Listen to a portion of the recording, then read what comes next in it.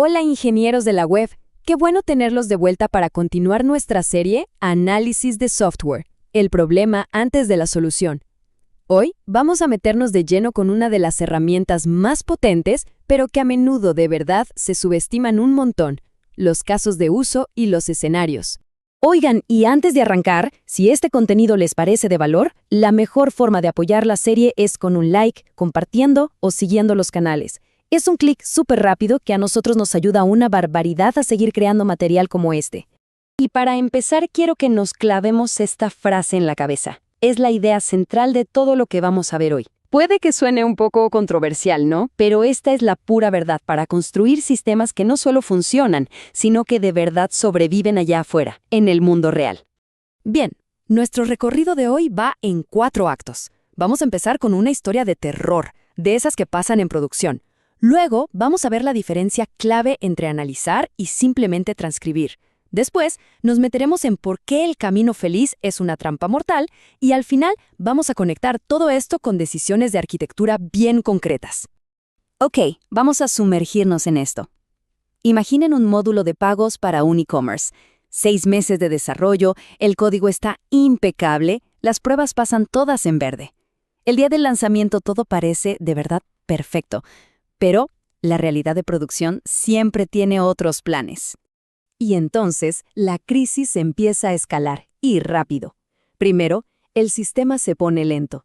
Luego, pasa lo que es simplemente impensable. El dinero, literalmente, empieza a duplicarse. Transacciones dobles por todos lados. Y finalmente, llega esa llamada que nadie, pero nadie quiere recibir. La del cliente, con esa calma en la voz que solo anuncia la peor de las tormentas.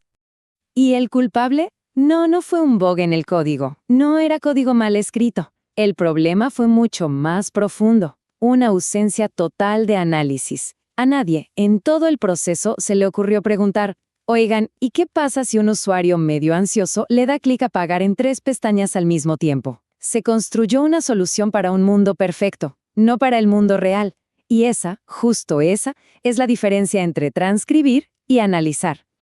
Y esa historia nos lleva derechito al corazón del asunto. Miren, hay una diferencia abismal entre simplemente juntar requisitos y hacer un verdadero análisis de software. Una cosa es una tarea pasiva, casi de oficina. La otra es una disciplina activa, es ingeniería pura y dura. A ver, lo que vemos aquí es el contraste fundamental. Recopilar es tomar notas. El cliente quiere un botón para exportar. ¡Listo! Analizar es otra cosa. Es preguntar, ¿minutos? ¿Dejamos al usuario esperando? El análisis es un proceso de descubrimiento. Es casi ser el abogado del diablo en el buen sentido de la palabra. Y es justo aquí donde entran los casos de uso.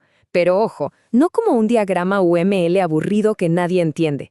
Pensemos en el caso de uso como la herramienta para tener esa conversación. No se trata de dibujar cajas y flechas, se trata de descubrir la intención real, el para qué detrás de una función, quién la va a usar, qué quiere lograr y, lo más importante de todo, qué podría salir terriblemente mal. La gran mayoría de los equipos de desarrollo caen en esta trampa. Modelan únicamente el camino feliz, esa secuencia de eventos donde todo sale perfecto. Pero la robustez de un sistema, su verdadera capacidad para sobrevivir en producción, no se define ahí, se define en los caminos alternativos y en cómo maneja las excepciones. El verdadero análisis vive y respira en estas preguntas. Aquí está la magia. Estas son las conversaciones que separan un sistema frágil de uno robusto. Cada una de estas preguntas es un flujo alternativo que, si no lo pensamos, si no lo modelamos, se va a convertir en un bug horrible en producción, justo como el de la historia que les conté al principio. A ver, vamos con un ejemplo súper concreto. Una transferencia bancaria. El flujo principal es simple, ¿verdad? Pero miren el objetivo. Atómica, trazable, reversible. ¡Wow! Atómica significa que la transacción o se completa al 100% o no se hace nada, evitando que el dinero se quede en el limbo. Trazable, que podemos seguirle el rastro de inicio a fin. Y reversible, que podemos deshacerla de forma segura. Estas cualidades no nacen del camino feliz, nacen de analizar los flujos alternativos. Ahí, en esas excepciones, es donde vive el 90% de la complejidad real del negocio. Y para explorar todos esos flujos usamos escenarios. Piénsenlo como si fueran experimentos mentales. No solo nos quedamos con el error típico, nos preguntamos, ¿qué pasa con el usuario que tiene 15 años de historial? Ese es un escenario extremo. Y en el día de pago de la nómina, con miles de transacciones por segundo, es un escenario de carga. O si alguien abandona el proceso y vuelve 40 minutos después, un escenario de uso real. Cada escenario es una herramienta para descubrir reglas ocultas y puntos de quiebre del sistema.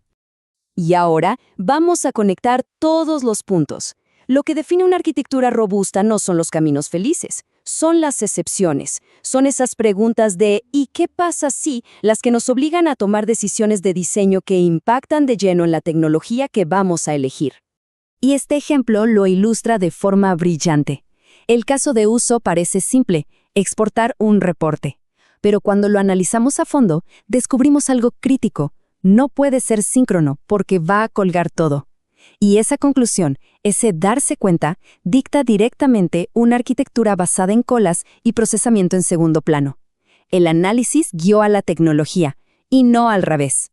Y bueno, si todo lo anterior no fue suficiente, hablemos de dinero, porque esto es lo que nadie puede ignorar. Encontrar un problema de diseño durante el análisis, digamos que cuesta 1.